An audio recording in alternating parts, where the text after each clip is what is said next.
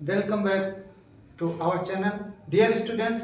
आज हमारी जो वीडियो है वो एक्टिव से पैसिव वॉइस बनाने पे रिलेटेड है और मैं आशा करता हूँ आज का जो टॉपिक है हमारा वो तीनों प्रकार के इंडेफिनिट से रिलेटेड है।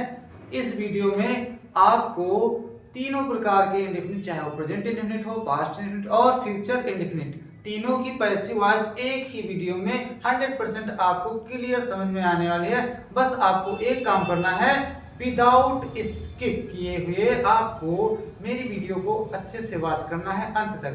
तो मेरा आपसे प्रॉमिस है कि ये तीनों प्रकार के इंडेफिनिट की पैसिव वॉइस आपकी कंफर्म समझ में आने वाली है। ओके, चलिए वीडियो को स्टार्ट करते हैं।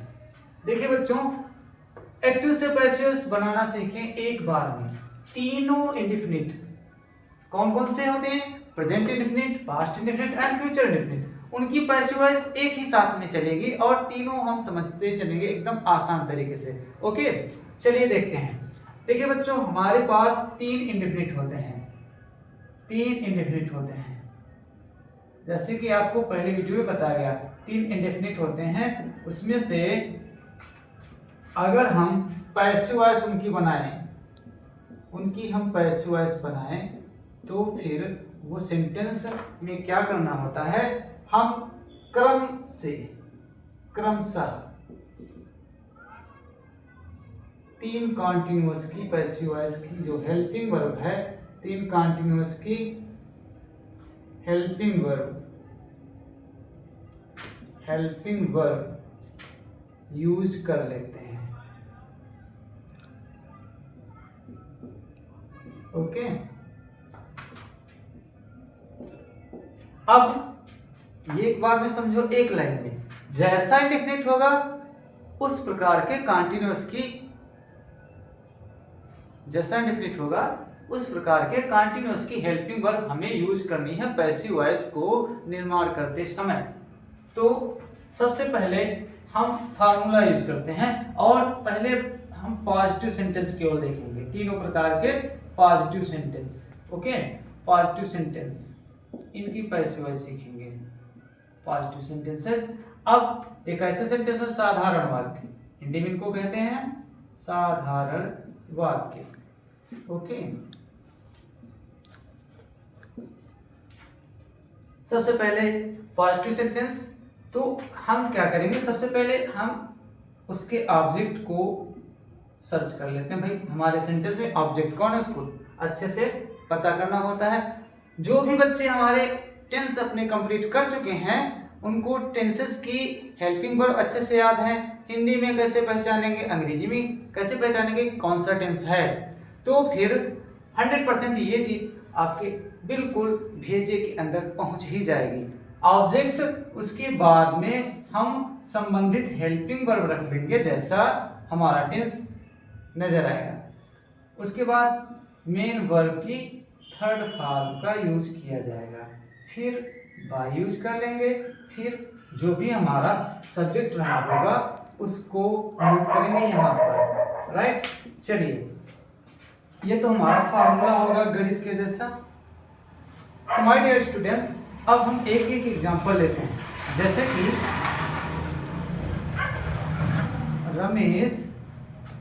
Ramesh drinks water. Ramesh drinks water. अब हमको पता होना चाहिए कि यदि वर्ब की फर्स्ट फॉर्म में यस या एस मिलता है तो 100% वो सेंटेंस प्रेजेंट इंडेफिनिट टेंस होगा। राइट, तो रमेश इसमें सब्जेक्ट है और ड्रिंक एक मेन वर्ब है और यहाँ पर वाटर हमारा ऑब्जेक्ट हुआ। तो हम सबसे पहले क्या करेंगे, इसके जो भी ऑब्जेक्ट हैं, दो चार तो है ना, इसमें दो प्रकार के ऑब्जेक्ट है, डायरेक्ट और इनडायरेक्ट ऑब्जेक्ट। यहाँ पर डायरेक्ट ऑब्जेक्ट ही है, अभी आगे भी बताएंगे हम। चलिए सबसे पहले अगर हम ये एक्टिव वॉइस है इसका पैसिव बनाएं तो सबसे पहले हम वाटर को लेंगे जो हमारा ऑब्जेक्ट हुआ। वाटर सिंगुलर है, वाटर। अब चूंकि ये प्रेजेंट इंडेफिनिट है तो प्रेजेंट कंटीन्यूअस की हेल्पिंग वर्ब यूज करेंगे। अब आपको याद होनी चाहिए कि प्रेजेंट कंटीन्यूअस की हेल्पिंग वर्ब कौन सी होती है, बस आपको ये याद रखना है। तो वो is am are, water singular है, water is, third form use कर लें drunk by Ramesh, water is drunk by Ramesh. तो बच्चों यहाँ पर हमने चूंकि इज को इसलिए यूज किया चूंकि ये प्रेजेंट इंडेफिनिट है, और प्रेजेंट इंडेफिनिट में प्रेजेंट कंटीन्यूअस क्रम से चलेंगे, जैसे प्रेजेंट इंडेफिनिट, पास्ट इंडेफिनिट और फ्यूचर इंडेफिनिट, उसी प्रकार से present continuous, past continuous and future continuous. तो चलिए अब बच्चों हम इस फार्मूले से और ज़्यादा चीज़ों को क्लियर करने की कोशिश करेंगे ताकि हमारे सभी छात्रों की समझ में चीज़ें अच्छे से आ जाएं। तो जैसा कि अब मैंने आपको बता रखा है कि जिस प्रकार का इंडेफिनिट होगा उस प्रकार के कंटीन्यूअस की हेल्पिंग वर्ब हमें यूज करनी है। जैसे प्रेजेंट इंडेफिनिट का सेंटेंस हुआ तो उसमें आप अकॉर्डिंग टू ऑब्जेक्ट, अगर सिंगुलर है तो उसमें ऑब्जेक्ट। तो डियर स्टूडेंट्स अब देखते हैं, जैसे हमारा सेंटेंस प्रेजेंट इंडेफिनिट का हुआ तो हम उसमें अकॉर्डिंग टू ऑब्जेक्ट, ऑब्जेक्ट अगर सिंगुलर है तो इज, आई है तो एम, और यदि कोई प्लूरल सब्जेक्ट बहुवचन है तो आर का यूज करेंगे, जो कि ये तीनों हमारे प्रेजेंट कंटीन्यूअस की हेल्पिंग वर्ब होती हैं। इसी प्रकार से अगर हमारा पास्ट इंडेफिनिट है तो उसमें हम पैसिव वॉइस बनाते समय वाज या वर का यूज करेंगे, और यदि हमारा सेंटेंस फ्यूचर इंडेफिनिट है तो उसमें हम विल बी या शैल बी का यूज कर लेते हैं। चलिए एग्जांपल के थ्रू अच्छे से समझने की कोशिश करते हैं। नंबर 1 प्रेजेंट इंडेफिनिट, जैसा लिखा है you play the game, okay, you play the game, present indefinite. Next I played, I played the game। अभी यहाँ पर फर्स्ट फॉर्म है ये और ये सेकेंड फॉर्म है। सेकेंड फॉर्म क्या शो करती है बच्चों, पास्ट इंडेफिनिट को प्रदर्शित करती है, जबकि फर्स्ट फॉर्म प्रेजेंट इंडेफिनिट को प्रदर्शित करती है। और इसी प्रकार से चलिए पहले इसको देख लेते हैं। हमारा ऑब्जेक्ट क्या रहा, द गेम हमारा ऑब्जेक्ट है। पैसिव वॉइस बनाते टाइम पर इसे हम पहले लिखेंगे द गेम, द गेम। याद रखेंगे सभी छात्र, सेंटेंस कभी भी आप स्टार्ट करेंगे तो पहला अक्षर कैपिटल ही होना चाहिए। द गेम, अब ये सिंगुलर है तो यहाँ से हमें प्रेजेंट इंडेफिनिट है चूंकि, तो प्रेजेंट कंटीन्यूअस की सुटेबल हेल्पिंग वर्ब यूज करनी है। सिंगुलर के साथ इज का यूज कर लेंगे। The game is. अब पैसिव वॉइस किसी भी प्रकार के सेंटेंस का यदि आप पैसिव वॉइस बनाएंगे तो उसकी जो मेन वर्ब होगी, याद रखें बच्चों, उसमें उसकी हमेशा थर्ड फॉर्म का ही यूज करेंगे, सेकेंड या फर्स्ट या आईएनजी फॉर्म का बिल्कुल यूज नहीं किया जाता। प्लेड, प्ले की second form third form played played ही रहती है। The game is played, normal सा बाय और फिर यू, राइट। इसी प्रकार से पास्ट इंडेफिनिट को एक बार देख लें, आई प्लेड द गेम। अब यहाँ पर सेकेंड फॉर्म मिल गई है हमारी, तो ये शो कर रही है कि भाई ये past indefinite, second form show करती है ये पास्ट इंडेफिनिट है। तो फिर अब हम ऑब्जेक्ट को कलेक्ट कर लें पैसिव वॉइस बनाते समय पर, द गेम, पुनः द गेम। अब यहाँ से सिंगुलर है तो वाज का यूज करें, कीवर्ड का वाज का यूज करेंगे सिंगुलर के साथ। The game was, third form आपको बता दिया गया, प्लेड की प्लेड ही होती है। The game was played by. अब देखिए बच्चों, आई का जब बाय के द्वारा लिखा जाएगा उधर राइट साइड में तो मी हो जाएगा, और यदि यहाँ से उठा के फिर से सब्जेक्ट की कुर्सी पे लाएंगे इसको आप तो ये पुनः आई हो जाएगा, तो बाय मी। चलिए मैं आपको एक बार बता देता हूँ, क्योंकि हमारे जो 9th वाले बच्चे हैं उनको इन चीज़ों को अच्छे से पता नहीं होता है कि कहाँ पे क्या करना है, उसके लिए हम लिख देते हैं। जैसे कि यदि आप बाय के थ्रू लिखते हैं तो आई जो है वो मी हो जाता है, और दे है तो उसका बाय देम होगा, और यदि ही है तो बाय हिम होगा, और सी है तो बाय हर होगा। और इन चीज़ों को अगर आप याद रखते हैं तो आप इनमें गलती नहीं करोगे। बी का बाय अस होता है, राइट। तो इस तरीके से, तो चलिए बच्चों, अब हम नेक्स्ट फ्यूचर इंडेफिनिट का पॉजिटिव सेंटेंस समझने की कोशिश करते हैं। जैसे ये प्रेजेंट इंडेफिनिट हो गया, ये पास्ट इंडेफिनिट, और इसी प्रकार से हमारा थर्ड वाला फ्यूचर इंडेफिनिट लिखा है she will sing a song. Okay, वो एक गीत गाएगी, वो एक गीत गाएगी। इसका आप पैसे जो बनाएंगे तो हम ये ऑब्जेक्ट पूरा ले लेंगे। इसका पैसे जो बनाएंगे तो ये ऑब्जेक्ट हमारा रहेगा अ सॉन्ग। सॉन्ग। अब क्या विल बी, आई और बी के साथ बच्चों शैल बी का यूज करना है, बाकी सब के साथ विल बी, चाहे एक वचन हो चाहे बहुवचन। A song will be,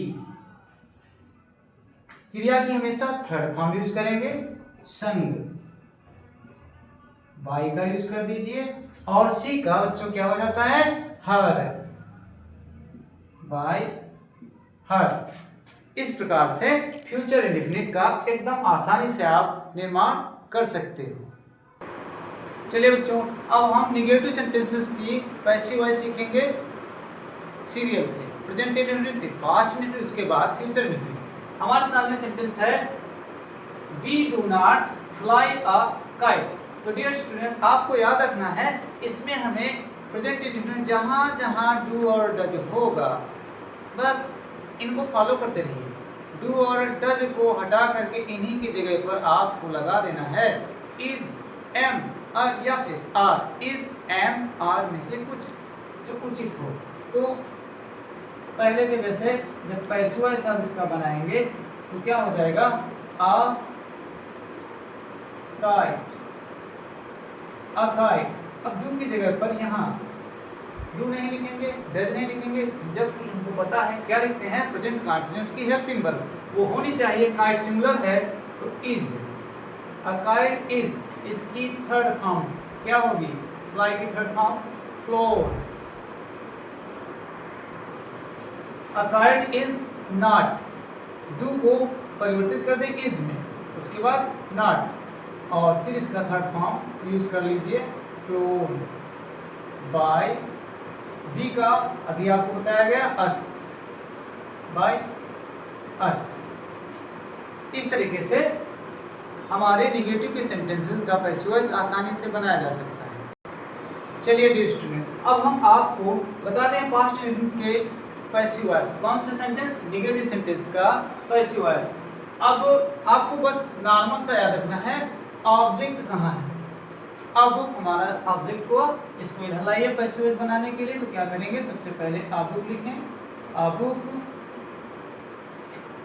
जैसे इसमें डू और डज को फॉलो करना है बिल्कुल सेम उसी प्रकार से डिड को हटा देंगे, उसकी जगह पे पास्ट कंटीन्यूअस की हेल्पिंग वर्ब लगानी है। अकॉर्डिंग टू ऑब्जेक्ट सिंगुलर है तो वाज का प्रयोग करें, उसके बाद नॉट को कहीं हिलाना नहीं, अपनी जगह पे रहेगा।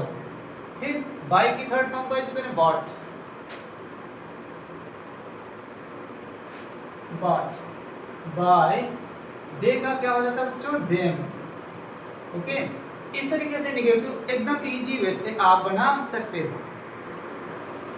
स्टूडेंट, अब हम तीसरा टॉपिक, कौन सा, फ्यूचर इंडेफिनिट, उसका नेगेटिव सेंटेंस देख लेते हैं। हमारे सामने लिखा है Geeta will not teach me, Geeta मुझे नहीं पढ़ाएगी। फ्यूचर इंडेफिनिट है, आपको इसमें क्या करना है, फ्यूचर कंटीन्यूअस की हेल्पिंग वर्ब लगाना है, या ऐसा समझो ये विल शैल मॉडल वर्ब होती है, बी बढ़ाया जाता है। तो उससे अच्छा आप पहले वाला रूल ही याद रखें अभी, क्या, जैसा इंडेफिनिट उस प्रकार के कंटीन्यूअस की हेल्पिंग वर्ब को यूज करना है। चलिए, इसका पैसिव वॉइस अगर आप बनाओगे तो मी को इधर लाना है इस तरह, और जब मी इधर आएगा तो क्या बनेगा, आई हो जाएगा। हाँ, आई के साथ भी बच्चों नहीं लगाया जाएगा, फिर शैल का यूज करेंगे। आई सेड नॉट अपनी जगह पे रहेगा और फिर बढ़ा देंगे be. I said not be. क्रिया की third form taught. I said not be taught by Geeta. तो कुछ इस प्रकार से एकदम आसान तरीके से आप पॉजिटिव एंड नेगेटिव सेंटेंसेस की पैसिव वॉइस बना सकते हैं, जिसमें आपको परेशानी नहीं होनी चाहिए। तो बच्चों हम देखेंगे तीनों प्रकार के indefinite, present indefinite, past indefinite और फ्यूचर इंडेफिनिट के बारी बारी से सेंटेंसेस की पैसिव वॉइस बनाने के क्या रूल्स हो सकते हैं। चलिए देखिए, सबसे पहले यदि क्वेश्चन वर्ड है तो वो रखेंगे, जो भी हेल्पिंग वर्ब उचित होगी वो लगाएंगे, उसके बाद ऑब्जेक्ट, फिर क्रिया की हमेशा थर्ड फॉर्म, बाय और सब्जेक्ट। अच्छा देखें, यहाँ पर डज से स्टार्ट है और यहाँ पर सेम सेंटेंस, बस इसमें क्वेश्चन वर्ड पहले है। तो आपको नॉर्मल सा मैंने बताया था किसका पीछा करना है, डू एंड डज यहाँ है, लेकिन आप मैंगो के हिसाब इसको इधर लाएंगे। तो यहाँ पे इज, चूंकि ये सिंगुलर है, इसका पैसिव बनाने हैं आप पैसिव वॉइस, तो ये आपका मैंगो जब इधर आएगा तो यहाँ क्या लगना चाहिए, इज। उसके बाद the mango, is the mango. अब ईट की थर्ड फॉर्म, ईट की third form, is the mango eaten by Ram. बच्चों क्वेश्चन मार्क लगाना भूलेंगे नहीं। और यदि यही सेंटेंस ऐसे है, आपका कोई क्वेश्चन वर्ड ऐसे दिया है, why, what, when, who co छोड़ के, हु वाला सेंटेंस अलग से बताता हूँ, वो इस तरीके से नहीं, तो यही सेम सेंटेंस यहाँ आ जाएगा। बस ये जो वाई है ये यहाँ पे पहले रखनी है, बाकी इज से यहाँ पे स्टार्ट करेंगे, द और पूरा एज इट इज रख देंगे और लास्ट में क्वेश्चन मार्क। हो गया, एकदम आसान। चलिए इसी सेंटेंस से हम एक बार पास्ट इंडेफिनिट को समझ लेते हैं। यदि यहाँ पे बच्चों डज की जगह पर डिड हो जाए, डिड, डज की जगह पर डिड राम, ऐसा कोई सेंटेंस हो, did Ram sing a song, तो ये हमारा डिड आ गया तो पास्ट इंडेफिनिट हो गया। और यहाँ पे आपको पैसिव वॉइस जब भी बनाएंगे इसका, तो क्या करना है, ए सॉन्ग इधर लाना है, ए सॉन्ग हमारा यहाँ जब आ जाएगा तो ये डिड, इसकी जगह पर पास्ट कंटिन्यूअस की हेल्पिंग वर्ब लगाने अकॉर्डिंग टू ऑब्जेक्ट। जैसा ऑब्जेक्ट है सिंगुलर है तो यहाँ पे आप क्या लगा दें, नॉर्मल सा was का प्रयोग करें, was a song, फिर sung by Ram, राइट, एकदम आसान। यदि यहाँ पर पुनः यहाँ y होता तो फिर यहाँ भी y हो जाता, तब ये स्मॉल लेटर से होता, बस इतना सा फर्क था, राइट। उम्मीद करता हूँ ये आपके समझ में आ गया होगा। तो डियर स्टूडेंट्स, अब हम देखेंगे फ्यूचर इंडेफिनिट की इंट्रोगेटिव सेंटेंसेस की पैसिव वॉइस हम एकदम इजी वे से कैसे बना सकते हैं। आपके सामने ये फार्मूला रखा है, फ्यूचर इंडेफिनिट क्वेश्चन वर्ड अगर है उसे सबसे पहले, फिर विल या सेड जो उचित होगा वो लगा लेंगे, ऑब्जेक्ट, फिर बी, इसमें बी बढ़ाना आप भूलेंगे नहीं, क्रिया की थर्ड फॉर्म, बाय, फिर सब्जेक्ट। एग्जांपल के थ्रू समझें, will you kill a cat, will you kill a cat, क्या आपने या तुमने एक बिल्ली को मारा, क्या तुम एक बिल्ली को मारोगे, ऐसा कोई कहता है। तो यहाँ पे आपको बस नॉर्मल सा ये कैट यहाँ ले जाना है, एक कैट, और इसके अकॉर्डिंग, क्योंकि हम जानते हैं सेल का यूज कब होता है, आई और वी के साथ। रेयर कंडीशंस कुछ अलग होती हैं जब आप इसको अपोजिट में यूज करते हैं, उसको अगली वीडियो में फिर कभी चर्चा कर लेंगे, अभी नॉर्मल। तो अ कैट, यहाँ पे हमारा विल आ गया, विल अ कैट, फिर be, be a cat object हो गया, बी, क्रिया की third form killed, killed by you का यू रहेगा क्वेश्चन मार्क, ठीक है। और यदि यहाँ पर फिर से ऐसे होता तो व्हेन होता यहाँ पर मान लो, तो फिर यहाँ भी व्हेन हो जाता, बाकी सब नॉर्मल ऐसे ही बनता है। तो एकदम आसान इजी वे, इजी लैंग्वेज में, एकदम आसान भाषा में आपको समझाने की कोशिश की गई, ताकि हमारे छोटे बच्चे अच्छे से 9-10 वाले बच्चे अच्छे से चीज़ों को समझ पाएँ। चलिए बच्चों, कुछ खास सेंटेंस है। यदि आपके सेंटेंसेस में हु का यूज हुआ है तो याद रखें यही हु वर्ड जो है आपका, ये सब्जेक्ट और क्वेश्चन वर्ड दोनों का कार्य करता है। तो इसको बनाने के लिए थोड़ा सा इन रूल से हटके, सबसे पहले ये एक्टिव वॉइस है और ये प्रेजेंट इंडेफिनिट है इंट्रोगेटिव, बट इसको जब आप बनाएं तो याद रखें एकदम पॉजिटिव रूल पे बनाएं, ओके। तो सबसे पहले इसका जब पैसिव आप बनाएंगे तो सबसे पहले आप बाई का यूज कर लीजिए नॉर्मल सा, हु को हूम में चेंज कर दें, बाय हूम। फिर ऑब्जेक्ट जो भी है आपका उसके अकॉर्डिंग यहाँ हेल्पिंग वर्ब लगा लीजिए। प्रेजेंट इंडेफिनिट है तो प्रेजेंट कंटीन्यूअस की हेल्पिंग वर्ब इज ले आए। फिर मिल्क, मिल्क और क्रिया की third form, by whom is milk, by whom is milk, और इसकी थर्ड फॉर्म ड्रंक। एकदम इस तरीके से हु का यूज आप कर लेंगे। और यदि यहाँ पर पास्ट होगा तो ये ड्रैंक होगा, और जब ये ड्रैंक होगा बस यहाँ पे आपको वाच कर देना है, ओके। चलिए अब हम पास्ट इंडेफिनिट और फ्यूचर इंडेफिनिट को एक साथ समझ लेते हैं। Who सैंग a song second form है तो इसका मतलब पास्ट इंडेफिनिट हुआ। तो आपको इसका जब पैसिव वॉइस बनाना है तो सबसे पहले बाय का यूज कीजिए, इसके बाद अ सॉन्ग बाय हुम लगाओ और फिर लिख दो इसकी हेल्पिंग वर्ब कौन सी आनी चाहिए इसके साथ, प्रेजेंट कंटीन्यूअस या पास्ट कंटीन्यूअस। चूंकि ये पास्ट इंडेफिनिट है तो जैसा इंडेफिनिट वैसे कंटीन्यूअस की, तो पास्ट कंटीन्यूअस की हेल्पिंग वर्ब ले आए was, by whom was a song संग। एकदम आसान। इसी प्रकार से फ्यूचर का सेंटेंस आपके सामने है, फ्यूचर इंडेफिनिट। तो आपको नॉर्मल साइज का पैसिव जब बनाना है तो सबसे पहले क्या, बाय हूम। अब द गेम इधर लाएंगे तो विल ही रहेगा, bye whom will the game. बच्चों इसमें जो बी है वो साथ नहीं रखेंगे, ऑब्जेक्ट के जस्ट बाद, ऑब्जेक्ट के तुरंत बाद बी का यूज करेंगे।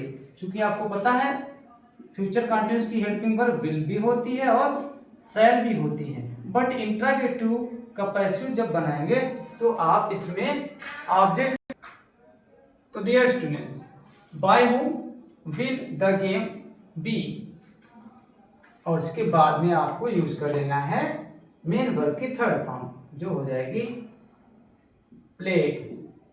तो इस तरीके से एकदम आसानी से आप सभी प्रकार के जो हमारे तीनों इंडेफिनिट हैं, present indefinite, past indefinite and future indefinite को एक ही वीडियो वॉच करके अच्छे से समझ सकते हैं। आशा करता हूँ आपकी चीज़ें समझ में आई होंगी। Thanks for watching.